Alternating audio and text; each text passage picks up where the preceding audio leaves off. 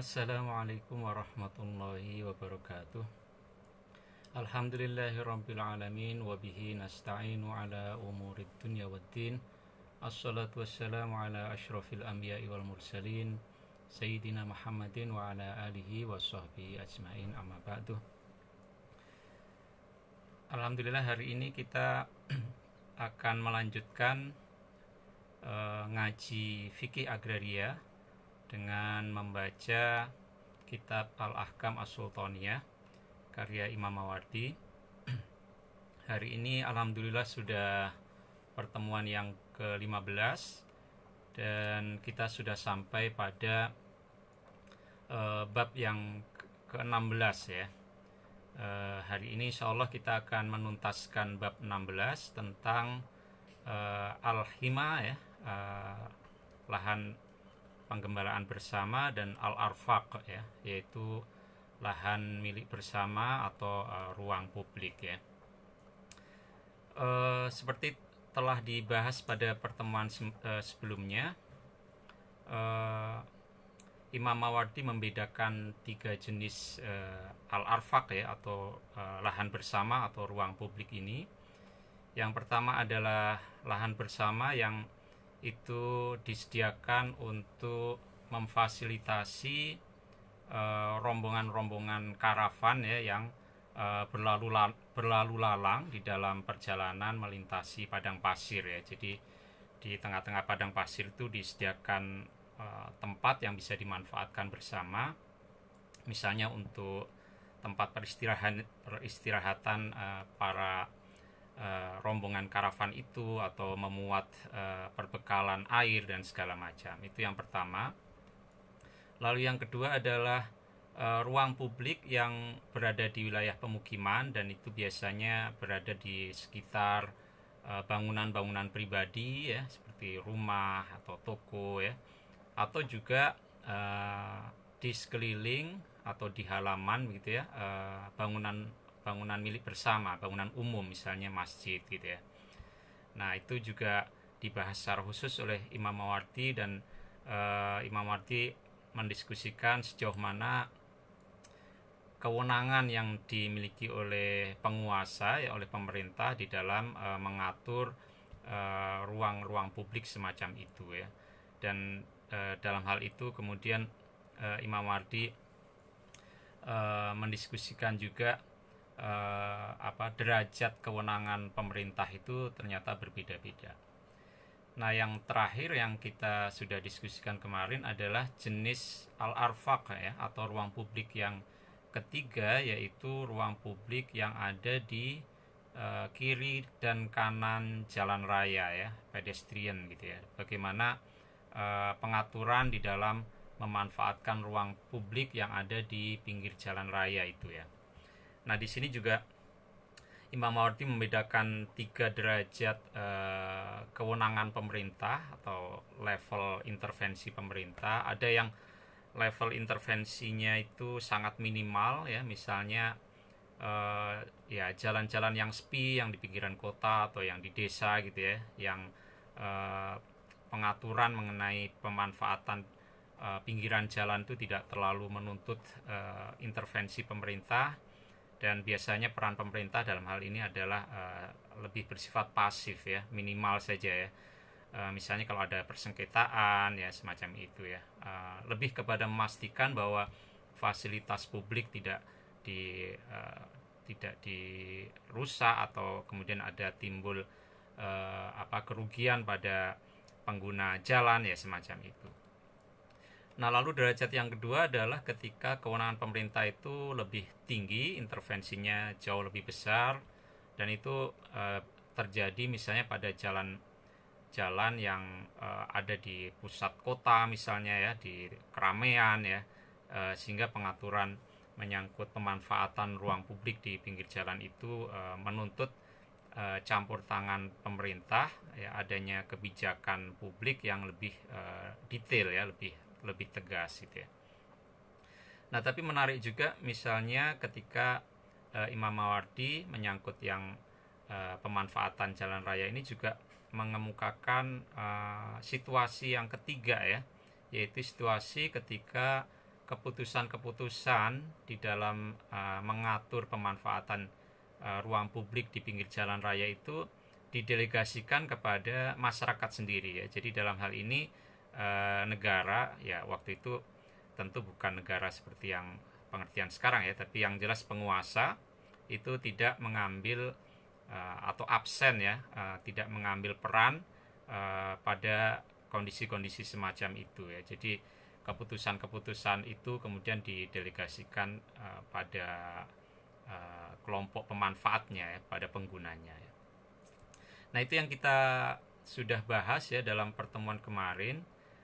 Jadi ada 3 jenis ruang publik atau lahan bersama yang sudah kita diskusikan, dan Al-Arfaq ini dibahas di bab 16 bersamaan dengan Al-Hima ya. Jadi ini memang jenis-jenis sumber daya atau ruang bersama gitu ya, yang tidak bisa dimiliki oleh perorangan, tetapi itu merupakan sumber daya bersama yang dimanfaatkan oleh publik ya. Dan di situ kemudian ada beberapa jenis yang dibedakan oleh Imam Mawardi ya.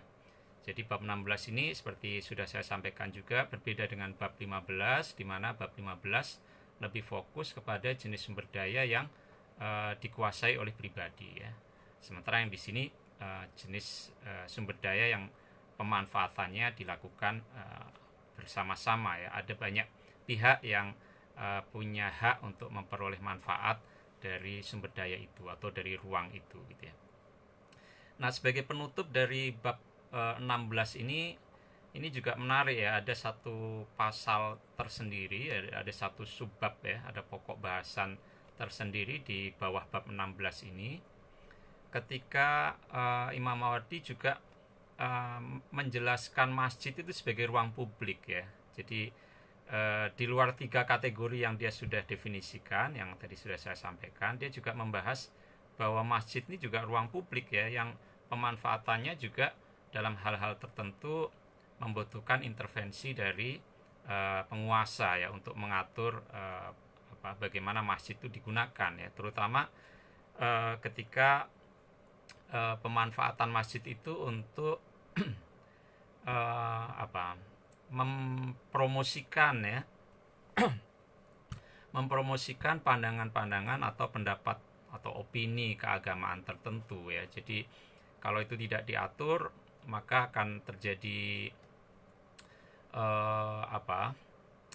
penyalahgunaan ya, katakanlah begitu, terhadap masjid sebagai ruang publik ini ya. Ini jadi menarik juga karena dalam diskusi-diskusi sebelumnya pemanfaatan ruang publik ini atau lahan bersama ini lebih dalam konteks kepentingan ekonomi gitu ya, kepentingan pertanian, kepentingan perdagangan, kepentingan transportasi ya, dalam konteks tadi itu ruang-ruang publik atau lahan bersama di wilayah padang pasir untuk memfasilitasi transportasi karavan-karavan itu ya. Jadi fungsi-fungsinya, fungsi pemanfaatannya kalau pada pembahasan sebelumnya terutama pada fungsi-fungsi ekonomi ya, untuk menunjang aktivitas perdagangan ya, pertanian, peternakan begitu. Nah, ini menarik juga justru di ujung bab ini kemudian juga Imam Mawardi memfokuskan pembahasan kepada masjid sebagai ruang publik, dan itu kaitannya bukan dengan fungsi ekonomi tetapi fungsi yang kaitannya dengan paham keagamaan ya, promosi paham keagamaan, dan bagaimana itu mesti diatur ya demi menjaga ketertiban, katakanlah semacam itu. Nah, jadi ini yang akan kita diskusikan ya pada sore hari ini. Bagi Anda yang mempunyai naskahnya, sudah sempat mendownloadnya, itu ada di halaman 281 ya, dalam naskah yang terbitan yang saya share ya. Kalau ada terbitan lain mungkin berbeda. Kita mulai dengan membaca Al-Fatihah terlebih dahulu. Kita kirimkan kepada Nabi Muhammad, keluarganya dan keturunannya, dan juga kepada pengarang kitab ini ya. Ala diniyah wa ala kulli niyatin sholihah ila hadratin Nabil Mustafa Muhammadin sallallahu alaihi wasallam wa ila jami azwajihi wa dzurriyyatihi wa ahli baitihi wa ila ruhi musannifi hadzal kitab Syekh Imam Al-Mawardi rahimahullah ta'ala wa nafa'ana bihi wa bi ulumihi fid dharain amin. Al-Fatihah. Bismillahirrahmanirrahim. Alhamdulillahirabbil alamin. Arrahmanirrahim. Maliki yaumiddin. Iyyaka na'budu wa iyyaka nasta'in. Ihdinas siratal mustaqim. Siratal ladzina an'amta 'alaihim ghairil maghdubi 'alaihim waladdallin. Amin. Bismillahirrahmanirrahim. Faslun, inilah satu pasal ya. Faslun dari kata fasola itu artinya memenggal ya, memisah ya. Jadi ini satu penggalan di dalam bab tertentu yang membahas satu sub pokok bahasan yang spesifik. Wa amma julusul ulama'i dan adapun duduknya para ulama, maksudnya duduk itu dia menjadi satu figur otoritatif gitu ya di situ. Wa amma julusul ulama'i, adapun duduknya para ulama wal fuqaha'i dan para ahli fikih ya, ahli hukum Islam, fil jawami'i, di masjid-masjid jami, masjid-masjid besar ya. Jadi dia menjadi ulama yang memegang peran sentral di masjid itu sebagai sumber rujukan, memperoleh fatwa ya, memperoleh pandangan keagamaan gitu ya. Fil jawami, di dalam masjidnya, masjid besar ya, jawami wal masajidi, dan masjid-masjid yang ukurannya lebih kecil gitu ya. Wat tasoddi, dan mencurahkan dirinya para ulama dan fuqaha tadi, litadrisi, untuk mengajar, wal futya, dan memberikan fatwa. Jadi bagaimana ketika seorang ulama atau seorang ahli fikih hendak menggunakan masjid ya sebagai ruang publik itu untuk menyampaikan pengajaran ya, atau menyampaikan fatwa ya. Fa'ala kulli wahidin minhum, maka wajib bagi masing-masing mereka, zajirun, itu membatasi ya, min nafsi, dari dirinya sendiri ya. Jadi tahu diri ya, tahu diri artinya mawas diri di dalam menggunakan ruang publik itu gitu ya. Aula yatasodda, atau dia hendaknya tidak mencurahkan diri, lima, untuk sesuatu, laisa, yang tidak ada, lahu, baginya, bi ahlin, itu punya otoritas di situ ya. Jadi kalau tidak punya otoritas ya untuk menyampaikan ilmu agama, untuk menyampaikan fatwa ya, semestinya harus tahu diri ya. Kan sekarang kita sering melihat fenomena di mana banyak yang merasa menjadi ustadz, katakanlah begitu ya, menyampaikan pandangan-pandangan ya, menyampaikan fatwa gitu ya, yang sebetulnya dia tidak punya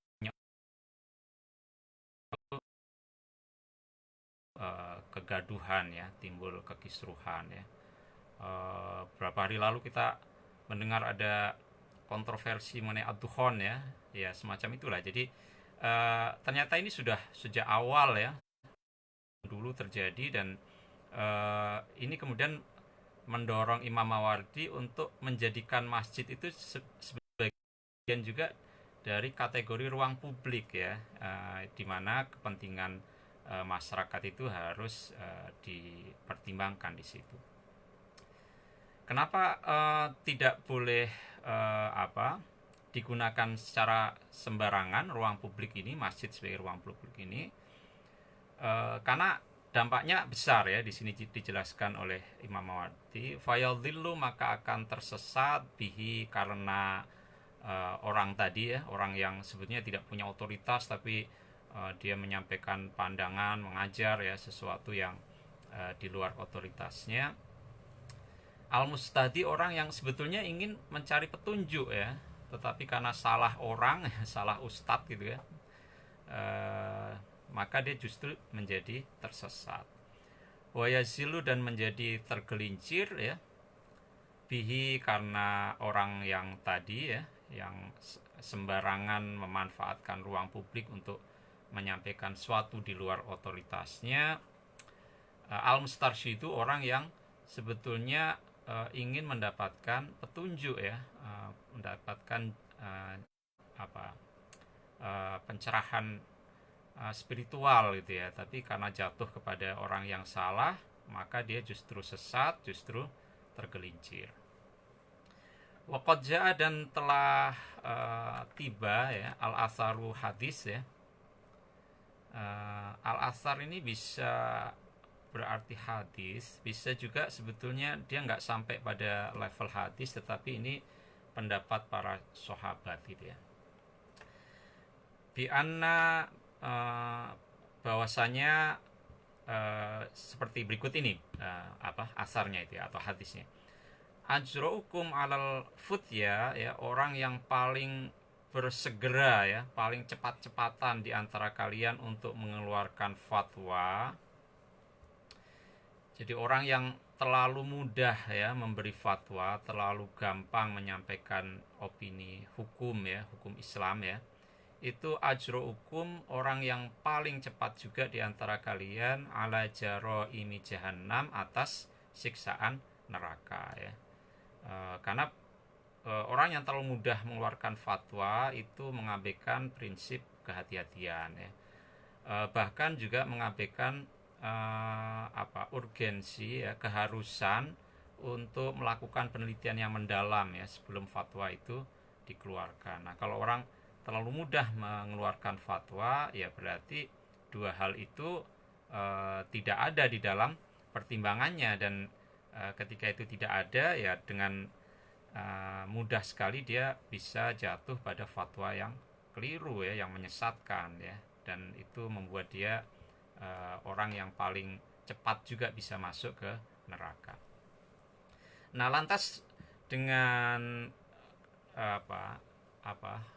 tingkat kegentingan seperti ini ya, di mana masjid itu sebagai ruang publik bisa saja kemudian digunakan untuk menyampaikan fatwa atau pandangan yang tidak tepat karena orangnya tidak punya otoritas, maka bagaimana kewenangan penguasa ya untuk mengaturnya ya.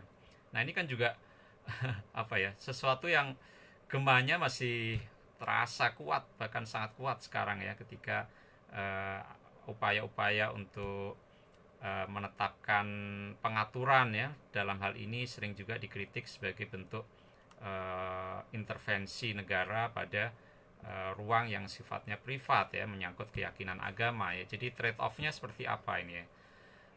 Bahkan ada yang menganggap ini sebagai sikap anti agama ya, atau anti Islam lah, katakanlah begitu, dari pemerintah ya. Nah, ternyata isu ini sudah lama ya dibahas ya, dan menarik juga untuk mengikuti pendapat Imam Mawardi terkait ini ya.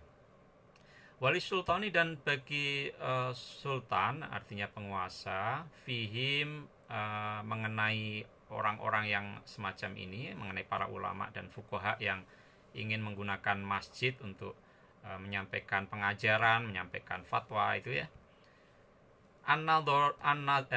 Minan nadhori ya, dari pertimbangan ya. Dan jadi bagi sultan mengenai orang-orang ini itu ada pertimbangan, ada otoritas ya, ada kewenangan bagi dia mengenai suatu ya. Nah, jadi dia harus mempertimbangkan mengenai suatu yujibuhu, yang kemudian mengharuskan pada imam al-ikhtiyaru, untuk menentukan pilihan ya, min iqrarihi, apakah kemudian mengakui ulama atau fuqaha yang ingin menggunakan masjid untuk menyampaikan pendidikan dan fatwanya, au ingkarihi, atau untuk mengingkarinya, artinya tidak mengakuinya ya, menolaknya gitu ya. Jadi menurut Imam Mawardi tegas sekali di sini bahwa sultan punya kewenangan untuk itu, penguasa punya kewenangan itu, karena masjid itu adalah ruang publik gitu ya. Dia masuk dalam pembahasan mengenai al-hima wal arfaq ya, lahan-lahan bersama atau ruang publik gitu ya. Faida aroda, maka jika menghendaki man seseorang, artinya ulama, ustadz gitu ya, huwa yang orang itu, lidzalika bagi keinginan untuk mengajar atau memberi fatwa itu, ahlun ya, ada keahlian ya, ada otoritas keilmuan dia di situ, ayat tarotaba untuk mengambil posisi ya, fi ahadil masjidi pada salah satu masjid gitu ya, litadrisin misalnya untuk mengajar ya, menyebarkan satu pandangan keagamaan tertentu ya, aufutya atau memberikan fatwa ya. Nudhira maka dipertimbangkan halul masjidi, kondisi masjidnya itu ya. Jadi bagi sultan ketika dia menimbang-nimbang apakah dia harus mengakui orang ini atau mengingkarinya, maka dia harus menimbang status masjidnya itu seperti apa ya. Fa'ingkana maka jika ada masjid itu masjidul muhali, itu termasuk masjid-masjid yang sifatnya kecil ya, lokal gitu ya, masjid-masjid yang bukan dibangun di tengah kota atau bukan masjid besar lah katakanlah begitu, alati layatarot tabu yang tidak mengambil posisi al-a'immatu, imam-imam masjid, fiha di masjid itu, min jihati sultani dari kepentingannya penguasa ya. Artinya masjid itu tidak butuh harus meminta izin sultan di dalam menentukan imamnya ya, menentukan penceramahnya, artinya masjid yang sangat lokal gitu. Lam yalza maka tidak harus mintarot tubin fihi di dalam mengambil posisi di masjid itu, litadrisi untuk mengajar, wal futya atau memberi fatwa, istidhanus sultani meminta izin sultan, fi julusi di dalam duduk atau mengambil peran di situ ya. Jadi untuk masjid-masjid lokal gitu ya, yang hanya melayani masyarakat setempat ya, bukan masjid besar ya, di mana masjid itu didatangi oleh banyak pihak gitu ya, maka menurut Imam Mawardi itu tidak perlu membutuhkan izin sultan. Ya tentu saja ini konteksnya pada masa itu ya, di mana batasan-batasan geografis atau skala masjid itu menjadi faktor yang menentukan signifikansi dari ruang publik itu ya. Tetapi sekarang dengan adanya medsos ya, dengan adanya teknologi smartphone dan segala macam itu ya, ini tentu sudah tidak relevan lagi ya, karena bahkan dari masjid yang paling kecil sekalipun dia bisa viral kan kemana-mana ya. Tapi tentu waktu itu belum ada kondisi semacam ini sehingga Imam Mawardi ketika menjelaskan signifikansi dari ruang publik ini, pertimbangan skala masjid maupun batasan-batasan geografis itulah yang menjadi penentunya.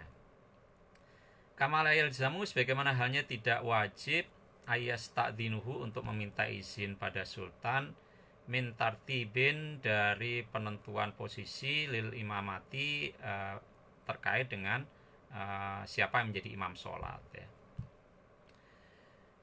Nah ini yang pertama ya, kategori masjid sebagai ruang publik yang pertama, yaitu jika masjidnya itu masjid-masjid lokal gitu ya, yang hanya melayani di sekitar neighborhood di situ ya, di sekelilingnya gitu ya, maka tidak perlu meminta izin sultan, atau lebih tepatnya sultan tidak perlu masuk terlalu jauh ke sana untuk menjalankan kewenangannya di dalam mengatur pemanfaatan ruang publik berupa masjid ya, karena signifikansi dari masjid-masjid ini dari sisi kepentingan publik ya, ruang publik itu tidak terlalu menonjol gitu ya.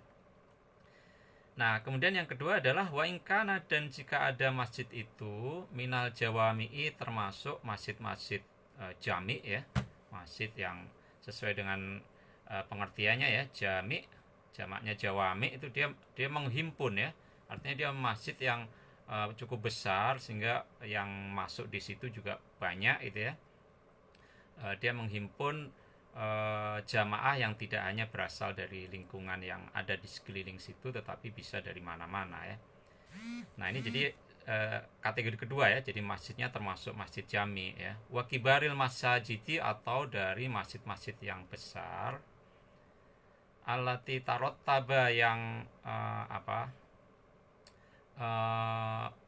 ditentukan posisi al-aimatu, imam-imam, fiha, di masjid-masjid itu, bitaklidis sultani, menurut penunjukan oleh penguasa ya.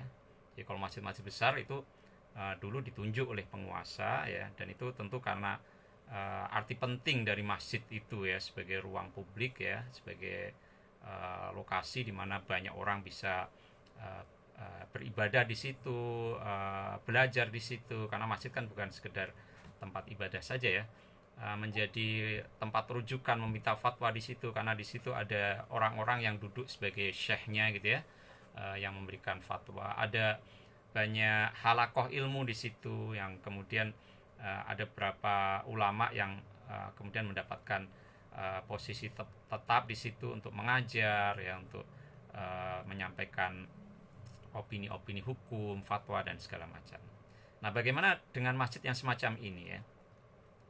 Maka ru'ayah diperhatikan, fidzalika, menyangkut jenis masjid ini, urful balati, kebiasaan daerah itu ya, wa adatuhu, dan adat istiadatnya, fi julusi amsalihi, mengenai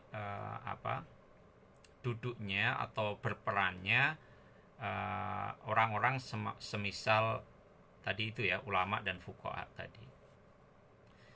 Jadi menyangkut yang kedua ini pun tidak berarti langsung penguasa itu harus melakukan intervensi langsung ya. Harus dilihat juga ya, bagaimana kebiasaan menyangkut masjid ya, dan siapa-siapa yang berperan di situ sebagai syekhnya, sebagai ulamanya gitu ya.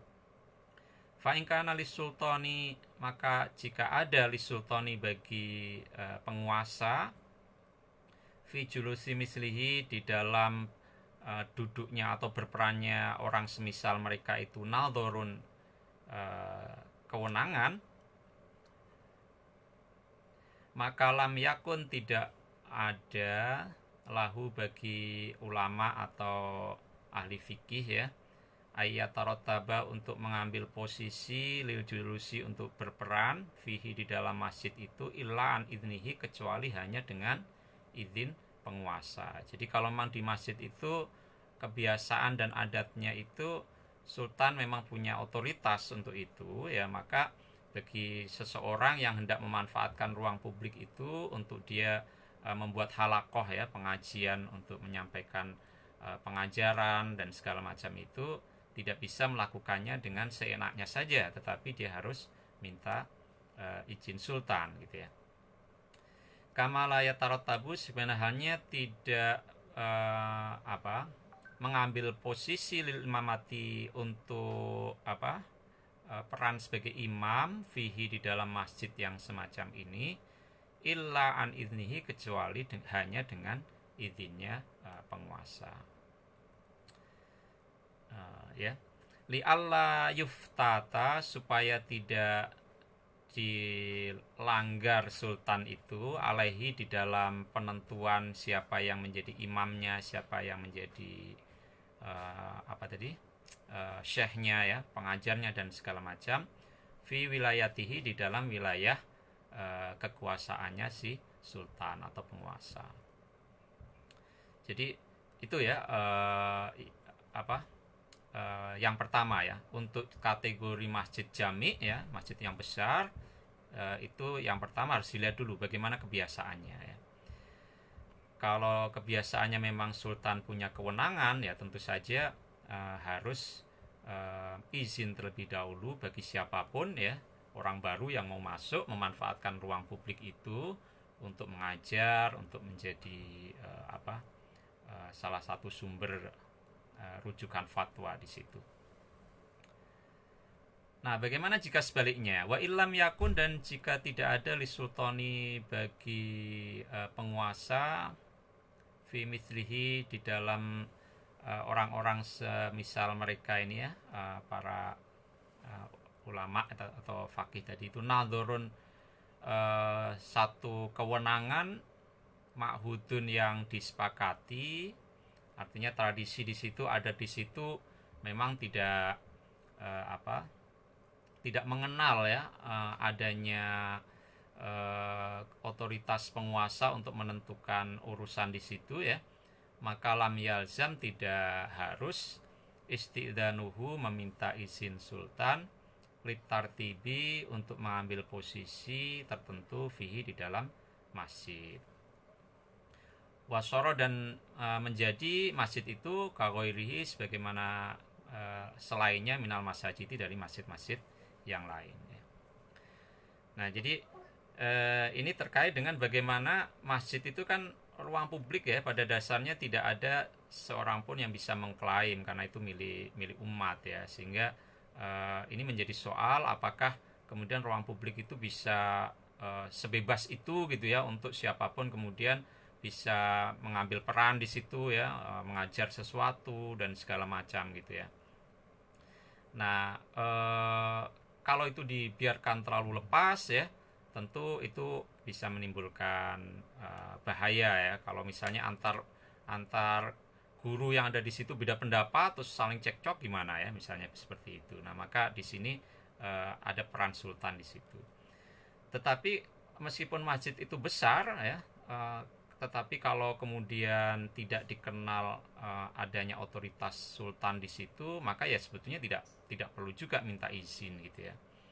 Misalnya mungkin ya, ini misalnya ya di Masjidil Haram ya, zaman dulu itu siapapun bisa untuk membuat halakoh pengajian di situ ya. Jadi makanya di Masjidil Haram dulu, sebelum pengetatan doktrin ya, dengan paham keagamaan tertentu seperti yang sekarang kita lihat gitu ya, ada halakoh-halakoh, ada kumpulan-kumpulan orang gitu ya, yang kalau kita datangi gitu ya, itu beda-beda, ada yang satu Syafi'i, ada yang satu Maliki, ada yang satu macam-macam gitu ya, beda-beda gitu ya. Dan itu semuanya bisa mengambil tempat ya, bisa memanfaatkan Masjidil Haram itu sebagai ruang publik ya, dalam tanda kutip ya, untuk mengajar di situ, mengeluarkan fatwa di situ ya. Nah, jadi di dalam contoh ini maka kewenangan sultan itu sebetulnya tidak ada ya, karena menurut adat kebiasaannya masjid itu memang sudah terbuka untuk siapapun bisa memberikan pengajian di situ ya, menyampaikan fatwa di situ. Nah, ini ya. Lalu ada situasi lain juga yang dijelaskan oleh Imam Mawardi ya. Wa idzar tasama, dan jika telah terkenal bimaudhi'in, pada satu tempat, min jami'in, dari masjid jami, atau masjidin, atau masjid yang lebih kecil, bukan masjid jami. Jadi bagaimana kalau di satu lokasi itu sudah terkenal sebagai masjidnya Syekh A gitu ya, di mana masjid itu adalah tempat Syekh itu untuk menyampaikan pengajarannya ya, dia mengumpulkan santrinya ngaji di situ, dia menjadi sumber rujukan, menjadi sumber fatwa ya, orang minta fatwa di situ gitu ya.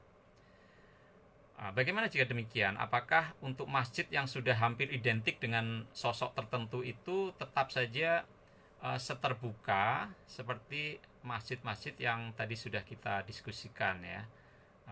Atau bagaimana ya? Karena masjid itu sudah hampir identik dengan orang itu, karena begitu terkenalnya dia ya.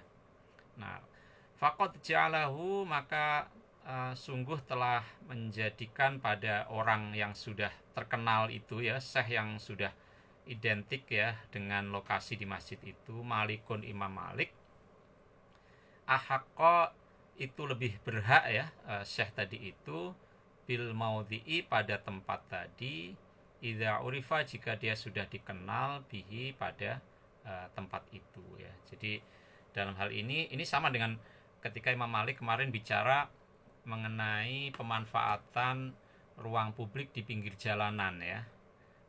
Kalau kemarin kita mendiskusikan ruang publik di pinggir jalanan itu ketika sultan tidak mengaturnya ya, dia menyerahkan atau membiarkan pengaturannya dilakukan oleh para pengguna pinggiran jalan itu, misalnya oleh pedagang asongan, maka siapapun punya hak yang sama ya, sehingga tidak boleh ada orang yang mengkapling satu lokasi sebagai tempat mangkalnya begitu ya.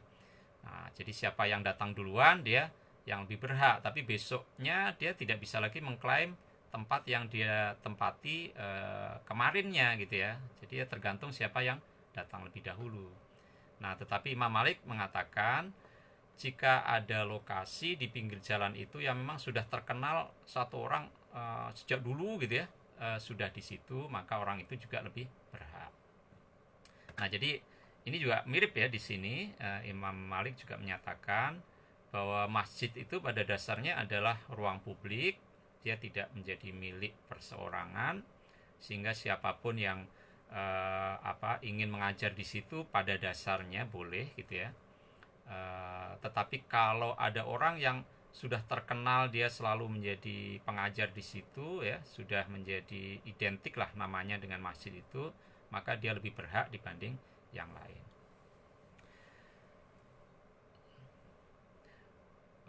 Ini menurut pendapat Malik ya. Waladhi, adapun pendapat alaihi yang berpegang pada pendapat itu jumhurul fuqaha, mayoritas ulama fikih, anna hadza, bahwasannya hal ini itu yusta'malu digunakan ya fi urfil istihsani, di dalam adat yang dianggap baik, praktek yang dianggap baik ya. Jadi mengenai hal ini menurut jumhurul fuqaha ya dilihat saja bagaimana beneficial praktisnya ya, istihsannya itu seperti apa, menurut apa anggapan yang baik bagi masyarakat di situ. Jadi ini kembali ke uruf ya.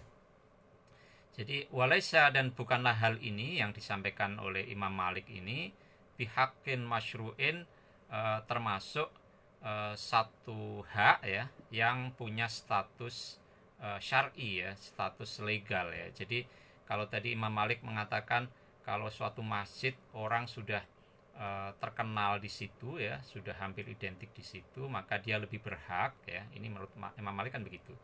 Nah, oleh jumhurul fuqaha, oleh mayoritas fuqaha, hak yang dimaksudkan oleh Imam Malik ini adalah hak dalam pengertian ya kebiasaan ya, praktek yang dianggap baik ya. Yusta'malu digunakan fi urfil istihsan, dalam pengertian anggapan baik ya. Jadi ini bukan hak yang bersifat legal syar'i gitu, enggak. Wa idza qama, dan jika telah melepaskan orang tadi ya yang sudah terkenal di masjid itu, melepaskan koma maksudnya meninggalkan ya, bukan melepaskan, artinya dia sudah tidak di situ, anhu dari masjid itu, maka zala hilang hakuhu, haknya orang tadi, minhu dari masjid tadi.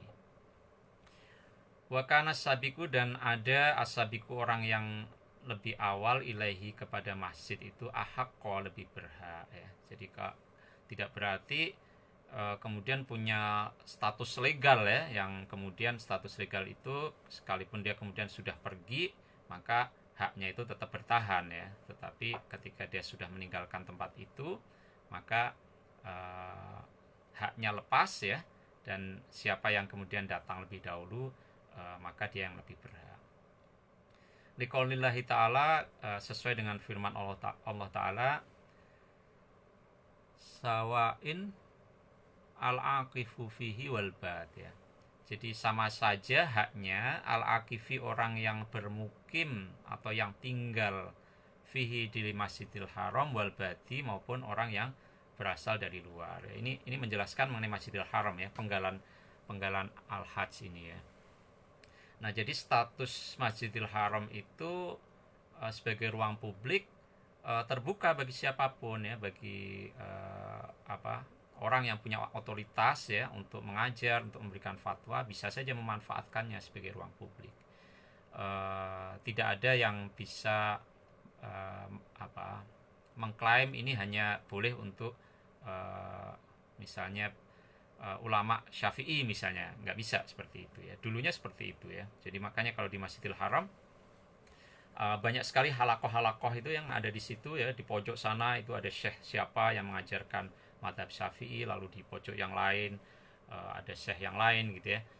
Itu praktek yang dulu sangat lazim ya. Nah mungkin yang sekarang sudah tidak lagi gitu ya, karena ada dominasi atau hegemoni dari madhab tertentu. Jadi ini diskusi yang menarik juga ya, karena kemudian Imam Mawardi menganggap bahwa masjid itu juga ruang publik, sehingga pertimbangan-pertimbangan pemanfaatannya juga harus disesuaikan dengan kepentingan publik juga ya. Jadi ini ketika bicara mengenai al-arfaq ini, ternyata Imam Mawardi tidak hanya bicara lahan milik bersama atau ruang publik di sekitar pemukiman atau di pinggir jalan raya gitu ya, tetapi ruang publik yang juga didiskusikan oleh Imam Mawardi juga termasuk masjid itu ya. Ini menarik ya, seperti yang di awal tadi saya diskusikan ya, karena banyak sekali orang yang menggunakan masjid ini untuk kepentingan-kepentingan yang seringkali justru menabrak ya kemaslahatan bersama itu ya. Ada mereka yang nggak punya otoritas memanfaatkan ruang itu untuk membuat kegaduhan dan segala macam ya. Nah itu dari sisi pemanfaatannya ya. Lalu dari sisi tertib sosialnya juga didiskusikan ya oleh Imam Mawardi ya. Misalnya di bawah ini ya, di dua paragraf terakhir ini ya. Wayumna'u, dan dicegah annasu manusia fil jawami'i, di masjid-masjid besar, masjid-masjid jami, wal masajidi, dan masjid-masjid lainnya yang lebih kecil, ministitoraki halakil fukoha, dari menerobos jalan di tengah-tengah halakohnya para fukoha ya. Kalau ada syekh ya yang membuat halakoh pengajian di satu masjid, lalu ada orang yang nyelonong melintasi di tengah-tengah halakoh itu tentu tidak dibolehkan ya. Wal qurra'i, atau halakohnya orang-orang yang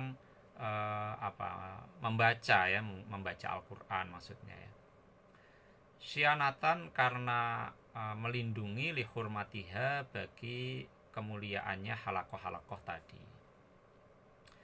Waqat ruya, dan sungguh telah diriwayatkan anin Nabi, dari Nabi Muhammad SAW, annahu, bahwasanya Nabi qala, bersabda Nabi, lahima, tidak ada lahan atau ruang yang menjadi lahan bersama atau ruang bersama, illa fi salasin, kecuali menyangkut tiga hal ini ya. Nah, illa fi salasin ini tidak berarti pembatasan ya, tetapi ini adalah ilustrasi sebetulnya ya, karena pada pembahasan sebelumnya kita juga sudah membacakan hadis Nabi juga mengenai hima dalam pengertian yang berbeda ya. Jadi tidak ada hima ya, tidak ada hima, artinya hima itu the commons gitu ya, illa fi salasin, kecuali menyangkut tiga hal ini ya. Sulatul bi'ri, yaitu jangkauan terjauh dari wilayah sekeliling sumur yang harus dilindungi. Jadi wilayah di sekeliling sumur itu kan ada, kemarin kita bicara mengenai harim ya. Harim itu ruang terbuka di sekitar sumur yang harus dijaga, dia tidak boleh digunakan jadi perumahan atau segala macam, supaya fungsi sumur itu tetap terlindungi ya, dia tidak menjadi kehabisan air dan segala macam itu ya. Nah jadi hima itu juga berlaku pada wilayah di sekeliling sumur itu ya. Nah makanya pada kesempatan lalu saya juga menyampaikan bahwa meskipun diskusi hima yang ada di bab ini terbatas pada soal lahan penggembalaan bersama, tetapi sebagai konsep hima itu tidak hanya menyangkut ladang penggembalaan ya, tetapi menyangkut common land atau public space gitu ya, kurang lebih seperti itu. Walti walul farosi dan kandang kuda ya. Ya nanti ada penjelasannya ya. Wahalakotul qaumi dan halakohnya orang-orang ya. Jadi tadi itu kan kita sedang mendiskusikan mengenai halakoh ya. Jadi orang tidak bisa begitu saja menyerobot ya halakohnya satu ulama yang sedang menyampaikan pengajaran di masjid lalu dia nerobos begitu saja, karena itu adalah hima sebetulnya ya. Hima kan sebetulnya berakar dari kata hama yahmi himayatan, artinya melindungi ya, lahan yang harus dilindungi atau area yang harus dijaga ya supaya tidak diserobot begitu saja gitu ya. Fa'amma sullatul bi'ri, maka adapun radius tadi itu ya di sekeliling sumur itu, fahuwa, maka hal itu muntaha harimiha, adalah ujung dari harimnya sumur ya. Jadi sampai ujung harimnya sumur itulah hima ya. Kemarin kita sudah mendiskusikan ya beberapa waktu yang lalu, jangkauannya harim sumur itu ada berapa hasta ya, ukurannya kan hasta dulu ya. Nah itu ada perbedaan pendapat ya, Abu Hanifah, Asy-Syafi'i itu berbeda-beda pendapat, tetapi semuanya sepakat bahwa sumur itu harus ada harimnya ya, sungai harus ada harimnya ya, sempadan sungai itulah harimnya sungai misalnya ya. Lahan pertanian harus ada harimnya, public space di sekitar rumah kita itu adalah harim gitu ya. Jadi seperti itu ya, semuanya itu kategorinya adalah hima, sesuatu yang harus dijaga, dilindungi. Tidak boleh ada orang yang sembarangan memanfaatkan yang bisa menimbulkan kerugian pada kepentingan bersama ya. Jadi seperti juga di perumahan kan ada fasum, fasos, itu juga hima ya, karena itu merupakan harim ya. Wa amma tiwalul farosi, dan adapun kandang kuda ya. Jadi himanya kandang kuda itu seperti apa ya? Fahuwa, maka adapun himanya itu madarofihi, adalah areal di mana kuda itu bisa berkeliling, bimakudihi, dengan kendalinya ya, tali kekangnya kuda itu, idakana, jika ada kuda itu marbuton, ditambatkan. Jadi ketika dia ditambatkan pada satu tiang, lalu kuda itu berkeliling dengan tali kekangnya itu, nah maka sekelilingnya itulah ya, jadi ruang yang diperlukan bagi kuda untuk bergerak itu ya di kandang itu. Nah itu merupakan hima juga ya, dalam hadis Nabi ini seperti itu. Wa amma halakotul qaumi, adapun halakoh kaum ya, suatu kelompok, fahuwa, maka hal itu istidarotuhum, perkumpulan mereka ya, tempat mereka, areal di mana mereka berputar berkeliling ya, berkerumun, fil julusi, di dalam majelis gitu ya, litasyauri, misalnya untuk bermusyawarah ya, wal hadisi, maupun untuk berbincang-bincang ya. Jadi itu juga halakoh ya. Jadi tidak boleh orang kemudian mengganggu itu ya, menerobos ya, menerobos lah ya di tengah-tengah halakoh itu ya, karena kita harus menghormatinya. Itu juga termasuk hima ya. Jadi ternyata hima itu punya banyak fungsi ya, tidak saja hima dalam konteks konservasi ternyata ya.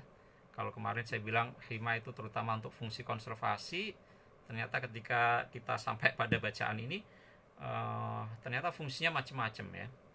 Jadi dia intinya sih menjaga kepentingan bersama ya, kepentingan publik, baik kaitannya dengan konservasi sumber daya alam, kaitannya dengan kepentingan bersama di dalam memanfaatkan lahan trotoar untuk aktivitas ekonomi misalnya, dan bahkan juga kepentingan bersama di dalam memanfaatkan masjid ya, untuk kegiatan-kegiatan keagamaan maupun kegiatan-kegiatan pendidikan agama ya. Nah ini pertama ya, menyangkut ketertiban di dalam menggunakan ruang publik berupa masjid. Nah, aspek berikutnya dari ketertiban ini menjaga supaya ketika itu digunakan ya untuk mengajarkan agama tidak menimbulkan konflik ya. Nah, ini yang paragraf terakhir ya.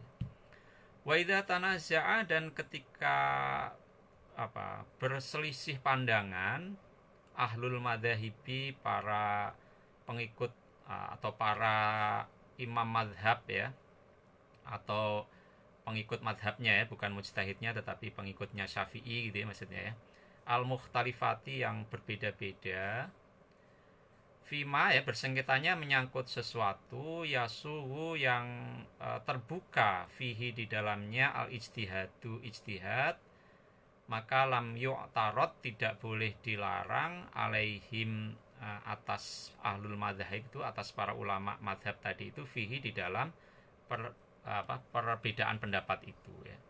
Jadi bagaimana kalau masjid itu digunakan oleh beberapa ulama yang berbeda madhabnya, mereka membuat halakoh yang berbeda-beda ya, lalu di antara mereka ada perselisihan pandangan mengenai isu tertentu.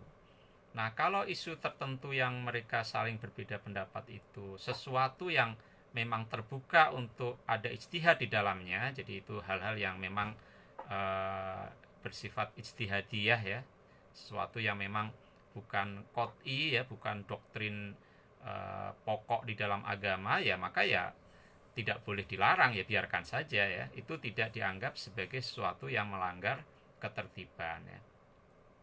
Illa ayah dosa, kecuali jika terjadi bainahum di antara mereka tanafurun, permusuhan ya. Ya jadi kalau sampai murid-muridnya itu ya, atau tokoh gurunya di situ itu terlalu fanatik ya, sehingga meskipun itu hal yang sifatnya furu'iyah gitu ya, tapi ternyata terus timbul permusuhan sehingga masjid itu justru jadi rame dan timbul permusuhan di antara mereka ya, maka fayukafu, maka mereka dicegah anhu dari memasuki perdebatan semacam itu ya. Jadi di sini ada otoritas penguasa untuk masuk ya dan menjalankan fungsi untuk menjaga ketertiban ya. Jadi tidak harus masuk ke isu yang dipersengketakan, tetapi ketika persengketaan itu menimbulkan permusuhan atau kemudian menimbulkan bahkan jika ada yang dominan mungkin berusaha memberangus kelompok yang lain gitu ya. Nah, di situ penguasa mesti turun ya untuk menertibkan ya. Jadi mereka dicegah untuk melakukan itu. Jadi ruang publiknya tetap dijaga sebagai ruang publik untuk semuanya gitu ya. Wa in hadasa, dan jika terjadi munazi'un, orang yang mengajukan perselisihan pendapat ya, irtakaba yang dia irtakaba yang dia memasuki, artinya melakukan ya, pendapat layasuhu yang tidak terbuka fihi di dalamnya al ijtihadu ijtihad ya. Bagaimana jika ada orang yang memasuki wilayah yang sebetulnya tidak boleh ada persengketaan di situ ya, maka kufa, dicegah anhu darinya, wa muni'a, dan dicegah juga ya minhu darinya. Fa'in aqoma, maka jika bersikeras orang itu alaihi, untuk tetap menyuarakan pandangan yang sebetulnya tidak boleh diotak-atik lagi ya. Wa tadhahara, dan orang itu bistiwa iman, bisa membawa kesesatan pada orang-orang, yat'u yang dia seru, ilaihi kepada pandangan yang menyeleneh tadi ya. Lazima, maka wajib as-sultanu bagi sultan, penguasa, ayah sima, untuk menghentikannya, bisa wajiris sultanah, dengan sarana-sarana otoritas yang dia punyai untuk menghalanginya itu ya. untuk menghentikan dengan sarana-sarana otoritasnya itu zuhur bid'atihi, tampilnya kebid'ahan yang dibikin oleh orang itu tadi ya. Jadi ini lagi-lagi dalam konteks menjaga ketertiban. Ya memang di sini kemudian bisa ada bias ya, bias dari pandangan keagamaan yang dianut oleh rezim ya. Jadi misalnya ketika masa Imam Mawardi ini kan masa Abbasiyah ya. Jadi mungkin kemudian juga ideologi yang dianut oleh Abbasiyah ini, Daulah Abbasiyah ini juga kemudian bisa jadi menjadi sandaran penentu untuk menentukan mana yang sesat dan mana yang tidak ya. Tapi ini hal lain, tetapi hal yang sedang kita diskusikan ini adalah pandangan Imam Mawardi bahwa dalam rangka menegakkan ketertiban, si penguasa itu bisa untuk menghentikan kalau ada tanda-tanda seseorang menyampaikan pandangan keagamaan yang itu bersifat nyeleneh gitu ya, dan kemudian bisa menimbulkan keresahan dan kesesatan ya.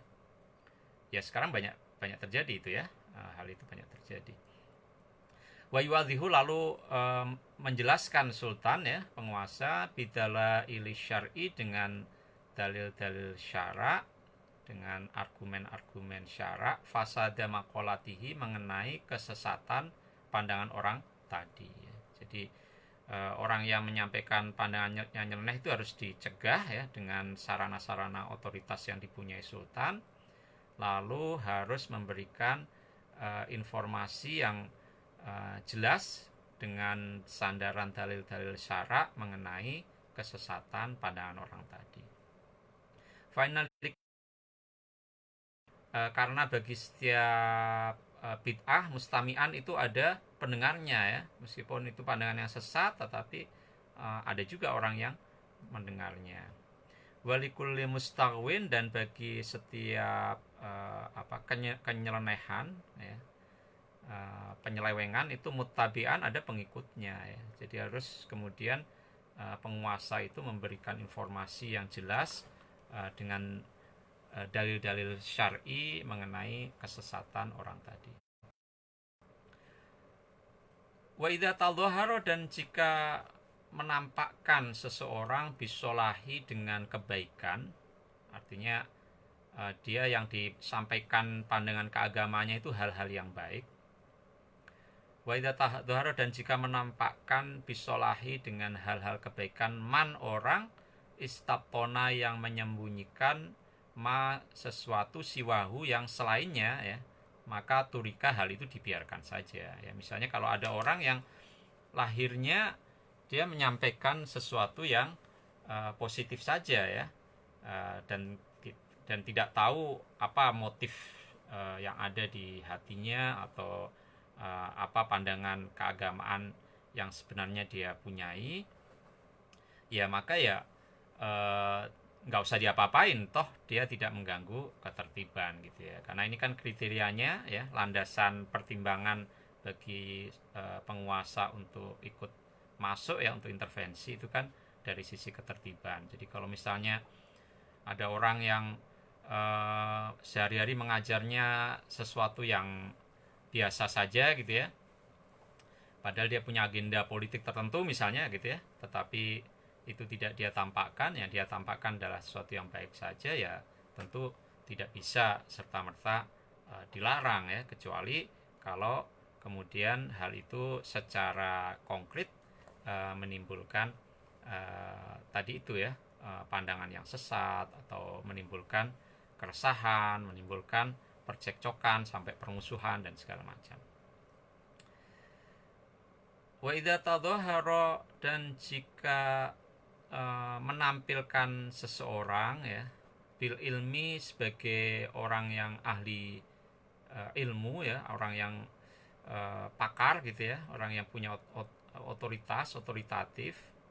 Siapa yang menampakkan begitu? Man orang, area yang yang kosong ya, dia sebetulnya tidak punya sama sekali minhu dari ilmu tadi gitu ya. Jadi kalau orang yang kemudian punya pretensi untuk menjadi seorang syekh gitu ya, seorang ustadz, seorang kiai gitu ya, dan kemudian ingin menjadi sumber otoritas di masjid itu, padahal dia sebetulnya sama sekali tidak punya kepandaian, kepakaran, otoritas di situ, maka hutika harus di diperlihatkan oleh sultan. Sultan harus, penguasa harus menunjukkan, loh kamu ini tidak punya otoritas di situ gitu ya.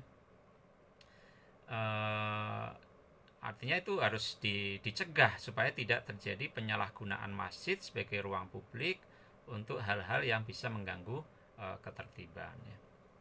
Di anadaiya, karena sesungguhnya orang yang mengajak ya, orang yang menyeru ya, ila solahin pada kebaikan, laisa yang tidak ada fihi padanya muslihun itu orang baik gitu ya. Jadi dia mengajak kebaikan, tetapi pada dasarnya dia bukanlah orang yang memenuhi kriteria muslih, orang yang berbuat baik. Wadai, begitu juga orang yang menyeru ila ilmin pada ilmu ya, laisa yang tidak ada dia itu fihi menguasai ilmu tadi, mudhillun itu orang yang menyesatkan ya. Jadi inilah dicegah oleh penguasa ya, dengan landasan dasarnya adalah ketertiban ya, ketertiban ya. Nah jadi masjid itu seperti halnya juga al-hima ya, ladang pengembalaan, sebagaimana halnya ruang publik di pinggir jalan, sebagaimana halnya ruang publik di wilayah pemukiman, fasum, fasos, atau juga lokasi-lokasi yang digunakan untuk transit karavan ya, yang itu karavannya kan jumlahnya banyak sehingga butuh lahan bersama yang luas ya. Itu semua adalah ruang-ruang publik yang pemanfaatannya juga harus dikembalikan kepada kepentingan bersama, ketertiban bersama ya. Dan ini terutama masjid ya. Masjid itu juga oleh Imam Mawardi digolongkan juga sebagai ruang publik yang tidak boleh disalahgunakan ya, tidak boleh dijadikan sarana untuk menyebarkan permusuhan tadi itu ya. Jadi kalau ada kondisi semacam itu, maka penguasa boleh intervensi di situ ya. Dan ketika penguasa intervensi di situ, maka itu semata-mata pertimbangannya adalah menjamin supaya ruang publik ini tidak merugikan kepentingan bersama. Ya diskusi-diskusi ini mungkin sangat kontekstual ya, relevan sekali dengan kondisi sekarang ketika masjid ini kemudian mengalami kecenderungan untuk privatisasi. Dia tidak lagi menjadi ruang publik seperti pada masa itu gitu ya. Dan bahkan kemudian juga ada kecenderungan penyalahgunaan masjid itu untuk ujaran kebencian gitu ya, untuk melakukan segregasi ya. Kita mungkin ingat dulu ya, ada kontroversi politik, lalu pengurus masjidnya bilang bagi kelompok yang berbeda tidak akan disolati di masjid ini misalnya ya. Jadi hal-hal semacam itu ternyata dulu sudah ada diskusinya gitu ya, ada diskusinya. Dan ketika Imam Mawardi kemudian mengelompokkan pembahasan masjid ini sebagai ruang publik ke bagian dari bab 16 mengenai al-hima wal arfaq ya, ini jelas sekali bahwa kepentingan umum lah ya, kepentingan bersama lah yang harus dikedepankan ya. Kita sudah sampai di ujung bab 16 ya. Jadi kita sudah menyelesaikan topik mengenai al-hima wal arfaq ya. Jadi al-hima wal arfaq ini pokoknya semua sumber daya atau ruang publik yang pemanfaatannya itu menjadi hak bersama semuanya ya. Sehingga kepentingan bersama harus menjadi concern, kepedulian di situ. Nah, bab sebelumnya bab 15 lebih bicara mengenai ihyaul mawat, yang di situ adalah sumber daya yang bisa dimiliki secara pribadi ya. Jadi setelah bicara mengenai sumber daya milik pribadi, lalu ke yang bersama. Insya Allah besok kita akan masuk kepada bab 17 ya, dan itu membahas mengenai kebijakan alokasi lahan ya, atau di dalam bahasa Arabnya disebut sebagai al-iqta ya.